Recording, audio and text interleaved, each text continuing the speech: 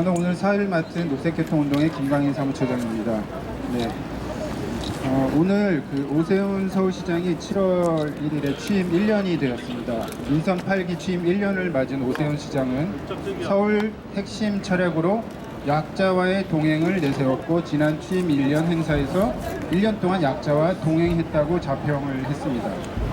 그렇지만 우리가 약자라고 알고 있는 장애인이나 성소수자, 그리고 공공이 관리하고 책임져야 할 보행로에서 사고로 돌아가신 이태원 참사 유가족은 오세훈 시장이 동행을 하였는지 한번 묻고 싶습니다.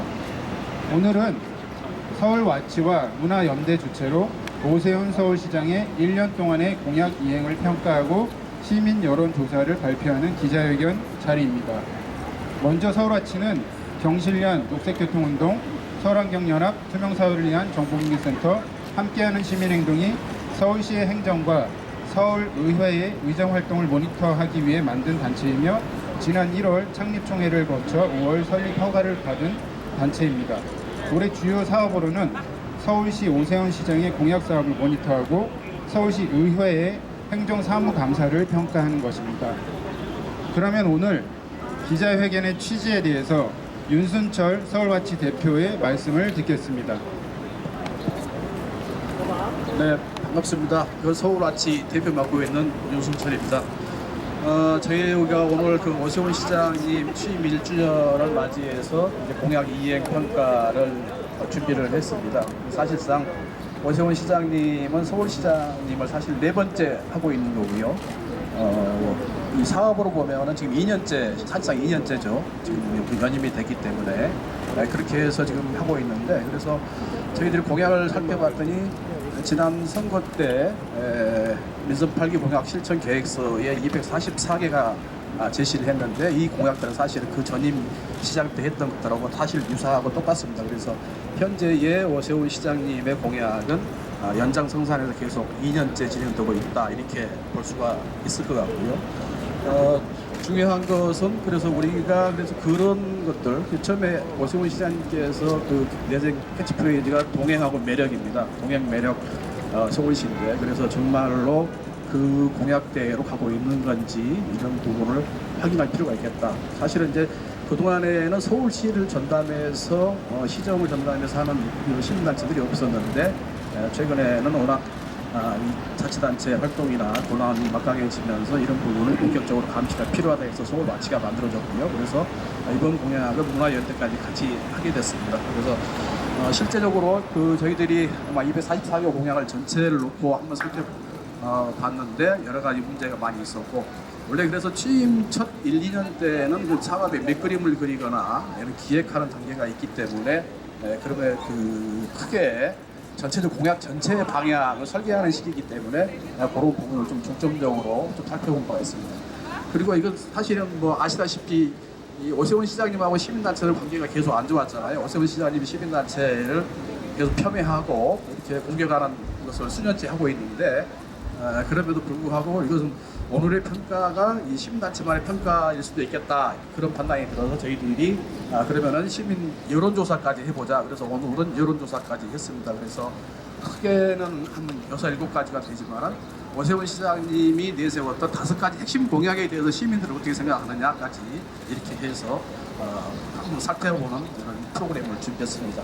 아마 오세훈 시장님께서 추진하는 그런 서울시의 방향이 사실은 여러 가지 문제가 있긴 하지만 그렇더라도 시민들의 눈으로 평가하고 방향을 제대로 개선할 수 있는 방향을 제시하는 게 저희들이 오늘 역할이 아닌가 이렇게 생각하고 있습니다. 그리고 그런 오세훈 시장님의 열매가 성과가 사실은 서울 시민들의 골고루 나눠질 수 있도록 그런 정책의 방향을 전환하는 그런 목소리도 전달하는 게 오늘 저희들의 취지입니다.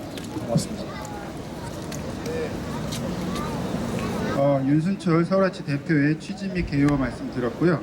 다음으로 민선 8기 공약 실천 계획서를 약 2개월에 걸쳐 8개 분야에서 평가한 내용을 함께하는 시민행동의 최연아 사무처장님의 총평을 듣도록 하겠습니다. 네, 안녕하세요. 저는 함께하는 시민행동 사무처장 최연아라고 합니다. 앞서 저희 와치 대표님께서 또 말씀해 주신 바와 같이 저희가 민선 8기 공약 실천 계획서에 포함되어 있는 244개 공약에 대해서 이행 과정이나 공약의 내용 등과 관련된 것들을 평가를 했습니다. 여기에 주요한 지표는 총 6가지입니다. 법률이나 조례 위반 사항이거나 재개정들이 필요한데도 그런 것들이 없이 일단 추진하고 있는 절차가 미비한 부분, 그리고 기후위기나 양극화를 심화시키는 사업, 또 막무가내 개발로 인해서 미래가치로 훼손시키는 사업, 그리고 정치사회적 갈등을 유발할 수 있는 사업, 예산 낭비가 발생하거나 목표 달성이 굉장히 어려운 사업들, 그리고 계획이 부실하거나 미비한 사업들 총 6가지의 지표를 바탕으로 저희가 평가를 했고요. 이 중에 총 244개의 공약 중에 절반이 넘는 약 62%인 152개 사업들이 이 6가지 지표에 해당이 되는 것으로 평가가 되었습니다. 이 중에 가장 많은 비중을 차지하고 있는 건 역시나 예산 낭비를 발생시키거나 목표 달성이 어려운 사업으로 그게 32개, 21%를 차지하고 있고요. 그리고 기후위기나 양극화를 심화시키는 사업이 20개였습니다. 19.7%입니다. 그리고 정치사회적 갈등을 유발시키는 사업이 29개로 3순위 정도에 그렇게 나타났습니다. 분야별로는 환경 분야에 포함되어 있는 공약들이 가장 문제가 있는 것으로 평가가 되었고요. 그리고 문화 분야, 균형 발전 분야 순으로 문제가 있는 것으로 파악이 되었습니다. 이 절반이 넘는 62% 정도의 문제 공약들은 일단은 문제가 어떻게 개선이 되어야 할지가 답이 나와야 되는 게 우선일 것 같습니다. 그리고 두 번째는 사실은 예산 낭비를 발생시키거나 계획이 부실한 경우에는 빠른 시간 내에 폐기시키거나 계획을 전면 수정하는 것이 필요합니다. 그런 상황에 맞춰서 중단을 하거나 계획을 전면적으로 재수정하시길 서울시와 오세훈 시장님께 권고드립니다. 네.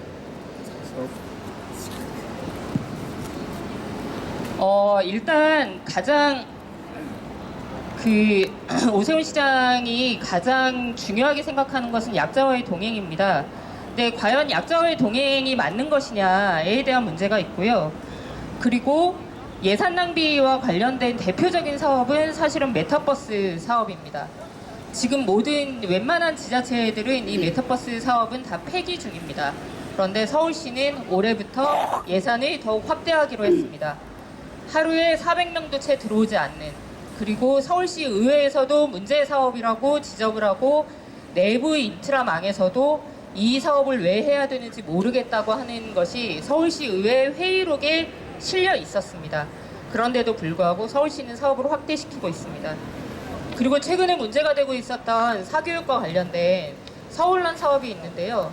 서울런 사업은 지금 세무조사를 받고 있기도 한 대규모 사교육 업체와 같이 하고 있는 사업입니다.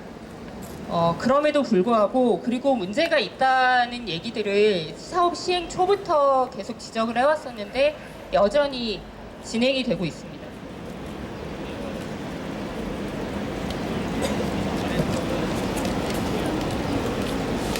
그리고 가장 중요한 것은 서울시의 약자와의 동행을 얘기로 지금 많은 사업들을 펼치고 있는데, 이 동일한 사업을 하기 위해서 서울시는 별도의 조직과 예산에 다 편성을 하고 있습니다.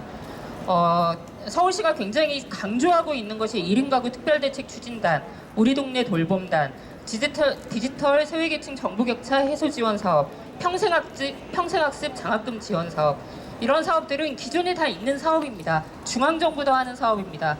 그런데 서울시는 이런 것들을 하기 위해서 별도로 예산을 책정하고 별도로 부서를 만드는 과정들을 통해서 결국 예산 낭비, 중복 지원 등을 하고 있습니다. 그리고 동시다발적인 랜드마크와 무분별한 개발 사업으로 건설사들과 동행하고 있습니다. 공공자산에 대한 개발 사업 14개의 개발 공약 사업들의 민간을 끌어들여서 서울은 현재 공사판이 되어가고 있습니다. 오세훈 시장 임기 내에 절대로 이 공약들 다 추진할 수 없습니다. 심지어 40개의 균형개발 사업 중에 조성 완료가 계획된 사업은 고작 5개에 불과합니다. 임기 후에 공사가 착공되거나 시행, 완료될 예정입니다. 충분한 논의와 신중한 결정이 필요합니다. 그리고 마지막으로 과도한 지하공간 활용과 공원 녹지 훼손을 통한 동행을 얘기하고 있습니다. 서울시의 공간 활용을 할 수 있을 만한 공간이 충분치 않은 이유로 지하화, 복합화 개발 등을 과도하게 추진하고 있습니다. 이런 식으로 환경을 계속 훼손하면서 동행을 얘기하는 것이 과연 서울시 시민들의 행복을 얘기할 수 있을까, 서울시를 매력적인 공간으로 만들 수 있을까 다시 한번 묻고 싶습니다. 자세한 내용은 분야별 공약 설명으로 문제점들은 다시 한번 말씀드리도록 하겠습니다. 네, 최현애 사무처장님께서 전체 이야기보다는 핵심 이야기를 해주셨습니다. 다음으로는 오세훈 서울시장의 5대 핵심 공약과 시장 운영에 대한 서울 시민들의 의견을 알아보고자 진행되었던 서울시 공약평가 여론조사 결과 내용을 남경 경실련 의정감시센터 사무국장으로부터 듣도록 하겠습니다. 네, 시민단체들의 오시장 시정평가와 별개로 시민들은 어떻게 오시장 공약에 대해서 인식하고 있고 또 체감하고 있는지를 저희가 살펴보고자 했습니다. 그래서 이번 시민 여론조사는 서울특별시 거주 18세 이상 남녀 1000명을 대상으로 했고요. 95% 신뢰 수준의 오차범위 플러스 마이너스 3.1%포인트 내에서 진행을 했습니다. 조사기관은 한길 리서치이고 응답률은 8.7%였습니다. 조사 내용은 일반적인 서울 생활에 대한 만족도를 저희가 물었고요. 그리고 5대 핵심 공약에 대한 인지도를 물었습니다. 그리고 5대 핵심 공약에 대한 시민들의 관심 있는 공약을 뽑았고 또 그 핵심 공약 추진에 대한 평가를 조사했습니다. 그리고 향후 시정 방향에 대한, 시정 운영에 대한 전망도 같이 함께 조사했습니다. 결과를 말씀드리겠습니다.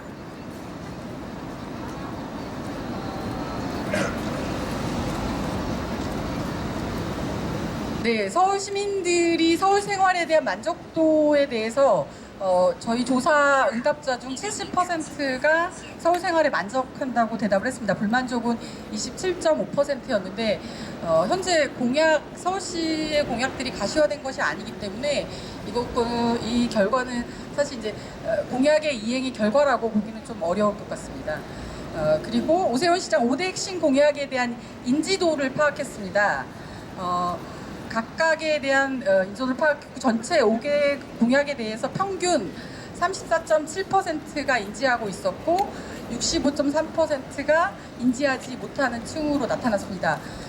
시민 3명 중에 1명 정도는 공약을 인지하고 있지만 2명은 공약을 잘 모르고 있었습니다. 세부적으로 내용을 보면 안심소득, 그리고 고품질 임대주택, 그리고 수변 감성도시의 인지도가 높았습니다. 상대적으로 많이 언론이나 이런 데들이 노출되었기 때문에 시민들이 알고 있는 것으로 이해가 되고요. 나머지 교육, 그리고 공공의료는 상대적으로 낮았습니다. 5대 핵심 공약 중에서 관심 있는 공약을 꼽으라고 했을 때 1순위는 서울형 고품질 임대주택을 시민들은 꼽았습니다. 저희 공약평가 세부 내용에 보시면 아시겠지만 오세훈 시장의 고품질 임대주택은 사실상 고품질을 지향하면서 실제 주거 취약층들이 접근할 수 있는 기회나 기준들을 높이는 그런 문제들이 발생할 수 있다는 우려가 있기 때문에 이 실제 공약이 집행되었을 때 그리고 가시적으로 내용들이 드러났을 때 서울 시민들의 평가는 조금 달라질 수도 있다 이렇게 보여집니다. 오세훈 시장 5대 핵심 공약 추진 평가에 대해서는 만족한 응답자는 40%였던 반면에 불만족하다라고 응답하신 분들이 53%로 훨씬 더 높았습니다. 근데 불만족하다고 평가하신 분들 대부분 기본적인 서울 생활에 대한 만족도가 낮았기 때문에 이분들이 실제로 공약들을 체감하기 어렵고 평가가 나쁘게 나타난다는 것을 저희가 확인할 수 있었습니다. 그리고 향후 시정 운영에 대한 전망에 대해서는 나빠질 것이 30% 그리고 좋아질 것이 41.5%로 해서 10% 정도 좋아질 것이라는 좀 긍정적인 평가를 해주셨습니다. 이 부분은 이제 공약들이 실제 집행돼서 결과가 드러나면 저희가 조금 더 구체적으로 시민들이 체감할 수 있을 거라는 생각이 듭니다. 전반적으로 서울 생활에 대한 만족도가 높았던 반면 공약에 대한 인지 수준은 낮았습니다. 그리고 핵심 공약에 대한 이행 정도는 여전히 서울 시민들은 불만족하다라는 내용들이 드러나서 향후에 서울시가 이런 부분들을 어떻게 개선하고 올바른 방향으로 정책들을 수정할지에 대한 고민들이 필요할 것 같습니다. 이것으로 시민 설문조사 발표를 마치겠습니다. 네, 다음으로는 공약 이행 평가 중에서 두 분야의 이야기를 좀 듣도록 하겠습니다. 첫 번째로 환경분야 평가를 진행했던 서울환경연합의 최영 생태도시 팀장의 이야기를 듣도록 하겠습니다. 반갑습니다. 최영입니다. 오세훈 시장의 환경 공약이 28개 있었습니다. 그 공약들을 보면서 이 28개의 공약 중에 진짜 환경 공약은 어디에 있는가, 이 28개 공약이 전부 다 환경 공약이라는 탈을 쓴 뭔가 다른 정체의 것이었기 때문에 공약 평가를 진행하면서 좀 혼란스러운 부분들이 있었던 것 같습니다. 기후 위기 대응하기 위해서 전기차 보급 확대하겠다고 합니다. 근데 그러면서 동시에 이제 그 전기차를 불리는 에너지 생산에 대해서 어떻게 친환경적인 에너지를 만들 것인가에 대한 고민은 어디에도 존재하지 않았습니다. 자원순환 활성화시키기 위해서 폐플라스틱 재활용 활성화하겠다고 합니다. 투명 페트병 무인 회수기 설치 확대하고 동시에 또 이제 폐플라스틱 열분의 기업과 민간 협력도 활성화하겠다고 합니다. 그런데 동시에 이제 서울시에서 발생하는 쓰레기 전체를 어떻게 그 쓰레기 총량을 관리할 건가에 대한 로드맵도 비전도 보이지 않았습니다. 지금 당장 보여주기식 단발식 공약들이 굉장히 난무하고 있었고, 실질적으로 서울이 처한 기후위기, 생태위기, 지금의 환경위기를 돌파하기 위한 방법들은 보이지 않아서 깊은 우려가 되었습니다. 약자와의 동행이라는 말을 앞서 발언해 주신 저희 동지분들께서도 계속 언급해 주셨는데요. 약자와의 동행에 대해서도 관심이 많은 것처럼 오세훈 시장 환경공약 28개 중에 18개는 이 공원 그리고 녹지와 관련된 것이었습니다. 공원 서비스 불균형을 해소하겠다, 그러니까 녹지 불평등을 해소하겠다라는 것과 비슷한 맥락이라고 인식을 하고 있는데요. 이 녹지 불평등이라는 것이 실제로 서울시에 현재 존재하고 있고, 그렇기 때문에 이 약자와 동행하기 위해서 녹지 서비스가 이제 적으면 적을수록 그 영향을 더 받는 것은 당연히 사회적 약자입니다. 그렇기 때문에 이런 기치를 내걸고 환경공약을 펼치는 것은 반길만한 일이라고 생각했습니다.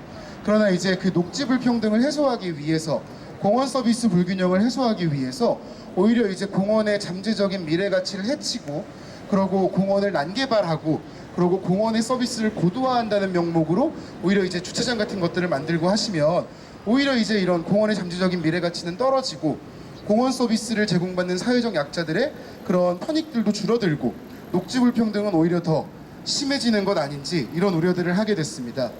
서울시가 녹지 확대 전략으로 내걸은 전략이 크게 세 가지가 꼽을 수 있을 것 같습니다. 첫 번째가 이제 이 서울 도심권의 녹지율을 3.7%에서 15%로 끌어올리겠다면서 녹지 생태도심 재창조 공약을 내걸었습니다. 이 공약 같은 경우에는 사실 이 도심권의 그 재건축, 재개발 활성화를 통해서 이제 민간의 공공기여를 확대시키고 그걸 통해서 이제 녹지 조성을 확대하겠다는 건데요. 이제 그 공공기여를 민간에서 얼마나 하느냐에 따라서 고도 제한을 아주 현격히 완화해 줄 수 있다, 이런 건축 규제, 구명 규제 이런 것들도 확 풀어줄 수 있다, 이런 장담을 하곤 했습니다. 근데 이 서울 도심권에서 이 경관이 생태적인 활력감, 개방감 이런 것들을 가지려면요, 주변에 보이는 이런 녹지들과 자연스럽게 이 경관이 어우러져야 하고, 특히나 이제 한양 도성의 상징이라고 할 수 있는 내사산 경관, 그리고 곳곳에 흐르는 이제 지천의 경관들을 같이 조망할 수 있어야 합니다. 그런데 이제 안 그래도 지금 빌딩 숲 속에 갇혀 있는 시민들이 이 건축 규제가 완화돼서 더 높은 빌딩들이 들어서게 되고 이 녹지는 아래에 조금밖에 없고 이런 도시에서 생활하게 된다면 어떻게 될까요? 생태적인 개방감, 활력감 이런 것들 찾기보다 고립감만 더 커지지 않을까. 네, 녹지 불평등으로 인한 문제만 더 커지지 않을까 우려가 됩니다. 심지어 이런 그 건축 규제를 완화하는 방식으로 이제 공공기여를 얻겠다라는 발상은 결국에는 다르게 생각하면 민간 건설사에게 과도한 이 특혜를 주는 것과 다를 바가 없는 일입니다. 그렇게 된다면 이거는 이제 약자와의 동행을 위한 녹지 불평등 해소가 아니라 민간 건설사와의 동행이 되는 거겠죠. 또 두 번째 방식은 이제 뭐 수변 감성 도시 공약이나 이제 중랑천 뭐 정비, 뭐 송파구 이제 수변 문화 공간 정비 이런 공약들에서 좀 많이 드러나는데요. 이제 한강, 뭐 청계천, 중랑천 이런 서울의 이 한강과 지천들을 이용해 가지고 녹지를 확대하는 방식입니다. 오세훈 시장이 이런 친수 공간이라고 할 수 있는 공간들 예로부터 많이 확대하고 공원화하고 하는 것에 집중해온 바 있습니다. 그걸 통해서 지금 서울의 하천들 모습이 사실 많이 공원 같아졌는데요. 이 공원 서비스 불균형을 해소하기 위해서 하천변에 언뜻 보기에 많아 보이는 이런 유휴지를 개발하는 거 너무 빼곡하게 개발돼서 더 이상 건드릴 땅이 없는 서울에서 유효한 전략이라고 보일 수도 있습니다. 그러나 왜 그 땅이 아직까지 남아 있었는지도 생각을 해야 합니다. 서울의 이제 하천과 지천에 이런 유휴 공간들이 많아 보이는 것은 그런 공간들이 그 공간들 스스로 존재만으로 이 서울이라는 도시의 지속 가능성을 담보하고 있었기 때문입니다. 비가 많이 왔을 때, 홍수의 위험에 처했을 때 이런 그 재난 상황을 대처하기 위해서는 땅 속에 있는 흙이 지하수를 머금고 있고 많은 물을 함양하고 있어야 됩니다. 물을 함양하고 잡아둬서 넘치지 않게 만들어줘야 이런 재난 상황들도 극복을 할 수 있습니다. 자연스럽게 이런 상황들이 이어져야 이제 증산작용도 원활해지고 그럼 기후 완화도 더 원활해지고 폭염이나 이런 다른 재난까지도 그 사회적 약자들 그리고 일반적인 시민들이 훨씬 더 많은 편익을 얻을 수 있습니다. 그런데 이제 이런 공간까지 전부 다 아스팔트 콘크리트로 덮고 나면 공원으로 시설화하고 나면은 도대체 어떤 유휴지가 서울의 지속 가능성을 담보할 수 있겠습니까? 마지막으로 세 번째로 전략은 이제 공원 기능을 고도화하는 방식을 꼽을 수 있을 것 같습니다.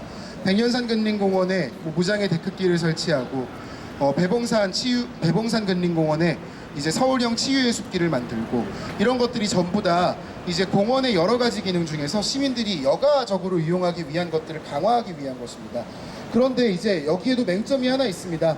이 서울의 공원들이 대부분 원래 있던 산에 우리가 공원이라고 이름을 붙이고 그리고 공원이라고 이름을 붙이고 이용하고 있는 것들이라는 것입니다. 그런 면에서 볼 때 이런 공원들의 시설을 만들고 개발한다는 것이 결국에는 이제 산림을 훼손하고 개발하는 것과 크게는 다를 바가 없습니다. 결국에는 이런 사업들로 이루어지다 보면은 우리 주변에 뭐가 남을 수 있겠습니까? 뭐 산지형 공원이 아니라고 하면은 개발해도 괜찮은 건 아닙니다. 오히려 평지형 공원을 개발한다고 할수록 난개발 논란이 끊임없이 잇따릅니다. 평지형이고 공원의 부지의 접근성이 높을수록 이제 문화시설을 건립해야 한다라는 이야기들도 나오고 있습니다. 지금 얼마 전에 임시 개방된 열린 송영광장 가칭 이건희 기증관 건립 이슈가 지금 현재 존재하고 있죠. 그리고 문래동에 원래 건설하기로 했던 제2세종문화회관 같은 경우에도 여의도공원 한국 전통의 숲에 지금 옮기겠다라고 하면서 많은 이슈가 되고 있습니다. 근데 동시에 이제 이런 문화시설을 건립한다고 할 때마다 동시에 이제 따라 나오는 것이 공원 지하부 개발에 대한 이야기입니다. 지하 개발로 인해서 이제 뭐 기후위기 시대에 역행하는 막대한 토양탄소 유실 이런 것들도 우려가 되지만 동시에 이제 지하 개발을 한다는 건 곧 뭐 주차장을 만들겠다는 확률이 굉장히 높고 그렇다는 거는 결국 이제 서울시에서 이제 기후위기 대응을 위해서 자동차에 관해서도 이제 어떻든 간에 그 교통량에 대해서도 비전을 가져야 할 텐데 이런 것들에 전면적으로 역행하는 기조로 결국에는 이 공약들이 유기되어 있다라고 볼 수밖에 없다라는 생각이 듭니다. 지금 이제 서울시에서 오세훈 시장님이 이야기하는 이 서울시를 어떤 환경 공약들을 통해서 어떤 도시를 만들겠다라고 하는 건지 이 비전을 보면서 점점 모호하다라는 생각밖에는 들지 않았습니다. 녹지 불평등을 해소하기 위해서 정말 약자들과 동행하기 위해서 이 위기의 시대에 어떤 전환을 일궈내야 할지 정말 이런 공약들로 충분한 건지 한번 꼼꼼히 다시 한번 살펴보시고 판단을 좀 제고해 주시길 부탁드리겠습니다. 이상입니다. 네.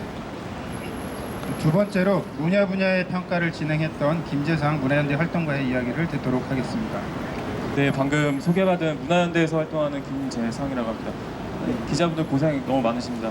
어제보다 날씨가 덥지 않아서 다행이라는 생각으로 왔는데 하필 오세훈 시장의 공약을 보면서 신나는 마음으로 또 오게 된 것 같습니다. 오늘의 기자회견은 오세훈 서울시장 문화 분야 및 그 관광 분야 공약을 살펴보면 크게 세 가지 특징을 가지고 있다고 볼 수 있습니다. 첫 번째는 그 서울을 거대한 랜드마크로 만들기 위해 대형 문화시설 건립에 많은 자원을 투여하고 있다는 것이고, 두 번째는 그 관광 중심의 경제적 수익 창출을 위한 사업에 그 집중도가 높다는 것, 그리고 마지막으로는 서울 시민이 생활 및 일상에서 행사할 수 있는 그 문화적 관리에 대한 그 고민이나 계획이 부재하다는 것입니다. 그 방금 말씀드린 것 같은 이 세 가지 특징을 그 공약 사업만 놓고 봤을 때 그 대형 문화시설 건립 공약과 긴밀하게 사실상 연결이 되어 있다고 볼 수 있습니다. 이를테면 방금 같은 특징은 다음과 같은 문제를 발생시킬 수 있다고 보는데요. 하나는 대형 문화시설 건립에 대한 지역 주민과 시민과의 민주적인 그 소통 절차가 부재하다는 것이고, 대형 문화시설 건립에 따른 확충을 위한 하향식 구조에 의해 결국엔 그 시설이 서울에 있는 행정자치구에 건립이 될 텐데, 그 지역 자치구의 문화적 특성은 전혀 고려하지 않은 상태에서 건립될 가능성이 높다는 것, 그에 따른 그 시설 건립에 대한 타당성은 또 미비하다는 것, 그리고 서울 시민의 일상과 생활 문화에 대한 고려 부재 등과 같은 복합적인 문제와 방금 말씀드린 특징이 연결되는 것 같습니다. 그 이처럼 그 오세훈 서울시장 문화 분야 및 관광 그 26개의 공약 사업 중 특히나 주시해야 할 사업은 대형 문화시설 건립이라고 말할 수 있을 것 같습니다. 이 시설 건립과 관련한 간접적인 공약의 개수는 7개 정도 되고요. 하나하나 나열할 수는 없지만 자료집을 좀 참고해 주시길 바라고요. 그 나머지 공약 같은 경우에는 지역 상권 활성화를 위한 지원 사업이나 청년과 청소년을 위한 문화예술 지원 사업, 그리고 자치구 도서관이나 문화시설 건립을 위한 사업 등으로 이렇게 여러 갈래로 이렇게 흩어져 있다는 걸 봤을 때 대형 문화시설 건립이라는 단일 주제로 7개의 공약이 설정되어 있다는 것만 봐도 그 시설 건립의 공약의 개수와 비중은 상당히 높다라고 판단할 수 있을 것 같습니다. 그 과거에도 그 이명박 전 서울시장이 서울시장이었을 때 2006년 2월이었나요? 문화비전 2015 문화도시 서울이라는 그 서울시 최초의 문화분야 중장기 계획을 발표한 적이 있는데, 이때에도 지금과 같이 문화 인프라 확충을 위한 내용이 담겨 있기도 합니다. 근데 당시의 문화 인프라 확충의 배경은 문화 복지나 문화 격차 해소 차원이었다고 알고 있고요. 그 소기의 성과를 거뒀다고는 할 수 있지만 그 무분별한 예산 편성과 지역의 특성을 고려하지 못한 공급형 그리고 계층제적 구조라는 명확한 한계를 지니고 있다고 평가할 수 있습니다. 이에 반해 오늘날의 문화 정책은 단순히 그 문화 인프라 확충만이 아니라 시민의 문화 활동 자체에 주목을 하고 있습니다. 말하자면 수동적인 소비자에서 적극적인 문화 생산자로 변화하고 있는 시민의 다양한 문화적 욕구를 일상생활의 공간에서 행해지는 것에 대한 관심이 증대하고 있다고 볼 수 있는데요. 이처럼 시민이 주체적으로 문화활동을 수행하고 문화활동의 장을 넓혀가는 관점이 현재의 문화정책이 요구하는 바라고 얘기할 수 있을 것 같습니다. 그럼에도 불구하고 오세훈 시장 문화분야 공약은 20년 전에 공급형 문화 인프라 확충 흐름에서 벗어나지 못하고 있습니다. 오히려 그 오세훈 서울시장의 문화분야 공약은 관광과 수익 창출에만 혈안되어 있는 행태를 보이고 있어 문화정책의 퇴행성만을 야기하고 있는 건 아닌가라는 우려가 되기도 하고요. 또한 그 지역 주민과 시민 일상에 대한 문화가 배제된 오세훈 서울시장의 문화분야 공약에서 서울 시민은 대체 어디에 있는가라는 근본적인 질문을 하게 만듭니다. 공약 사업의 그 완성도 측면에서 민선 8기 오세훈 서울시장 취임 1년이라는 기간이 지내는 시사점은 분명하다고 생각합니다. 그 앞으로 남은 임기 동안에 진행해야 할 공약 사업의 기반을 조성하는 데 있어 기초가 되는 시점이기 때문에 그러하다고 생각을 하고요. 그렇기에 단계적이고 체계적인 그 이행 계획이 수립이 돼야 되고 실행돼야 합니다. 또한 그 사업의 결과에 따른 사회적 영향과 효과에 대해서도 구체적인 상상을 할 수 있어야 되는데 그런 것들이 이제 전무하다고 얘기할 수 있을 것 같고요. 이 관점에서 오세훈 서울시장 문화분야 공약은 서울 시민이 문화적으로 살기 좋은 도시를 목표로 하는 것이 아니라 얼마나 많은 시설을 건립하고 개발하여 많은 경제적 이익을 창출하고자 하는지에 대한 야욕이 그 노골적으로 드러나 있다고 얘기할 수 있어 암담하고 참담할 따름입니다. 그 때문에 그 공공 행정이 어디로 흘러가고 있는가에 대한 지금과 같은 시민들의 자발적인 활동을 통한 그 감시 활동이 중요한 시점이다라고 생각을 하고요. 저희 문화연대도 문화적 권리 침해와 관련해서 지속적인 감시 활동을 통해 민주적으로 협력적으로 문화 공약을 만들 수 있는 자리들을 계속 만들도록 하겠습니다. 감사합니다. 네, 오늘 기자회견 마치기 전에 오늘 공약이행 평가와 시민 여론조사 발표 자료는 그 서울와치 블로그에 게시를 해놨습니다. 이걸 다운받으실 수 있고요. 제가 시간을 맞추기 위해서 중간에 구호를 외치지 않았는데 마지막에 구호 하나만 외치고 마무리를 하도록 하겠습니다. 동행을 좋아하시니까 동행으로 하나만 하겠습니다. 뒤에만 따라해 주시면 됩니다. 녹지 훼손과의 동행 중단하라! 중단하라! 중단하라! 중단하라! 네, 기자회견 마치도록 하겠습니다. 두 번만 더 해주세요. 두 번만. 두 번만 더요? 네. 그럼 동행 하나 더 할까요? 랜드마크와의 동행 중단하라! 중단하라! 중단하라! 중단하라! 하나만 더 한 번만 더요. 하겠습니다. 기후위기 양극화 심화 오세훈표 공약 중단하라! 중단하라! 중단하라! 중단하라! 사회적 갈등 유발하는 개발사업 중단하라! 중단하라! 중단하라! 중단하라! 네,